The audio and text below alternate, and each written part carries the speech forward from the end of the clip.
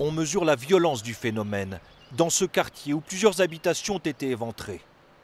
La toiture de cette maison a été entièrement arrachée, soufflée par la force du vent. Dans les combles de celle-ci, il ne reste qu'une partie de la charpente. Anne-Marie et Nicole Gour accusent le coup. Leurs parents, âgés de 84 ans, se trouvaient à l'intérieur. Ils ont été évacués à la hâte.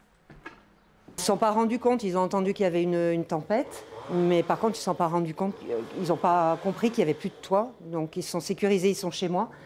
Mais ouais, là ils vont revenir cet après-midi avec l'expert de l'assurance et ça va être un choc pour eux. Il n'y a pas assez de poutres et de chevrons pour bâcher, donc on est un peu démunis aujourd'hui, parce que l'eau s'infiltre, ils annoncent encore de la pluie. Et des orages cet après-midi. Des orages.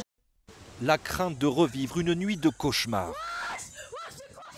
Dimanche soir, des rafales ont atteint les 160 km/h. L'épisode a été extrêmement violent, comme on le voit sur ces images. Une vingtaine d'habitations touchées dans la commune. Ce matin, des couvreurs sont à pied d'œuvre pour protéger les maisons endommagées. Avec les risques de nouveaux orages, il faut aller vite. Aujourd'hui, c'est un peu l'urgence, on est tous là-bas. Il y a des maisons où il n'y a plus de charpente du tout, donc on va essayer de faire en sorte de sauver un peu les meubles. Simon Réveillé est encore éprouvé. Là, tu l'es rentré dans la maison, on l'avait retrouvé sur le canapé. Durant la tempête, des projectiles ont fait voler en éclats les vitres de la maison.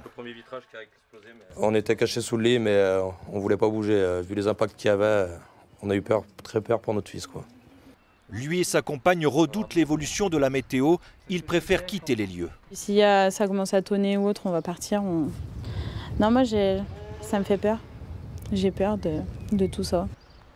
Des arbres déracinés et d'importants dégâts observés sur des parcelles de forêt. Toute la matinée, des opérations d'élagage se poursuivaient pour établir des lignes électriques endommagées. Les sinistrés, eux, attendent la venue d'experts en assurance.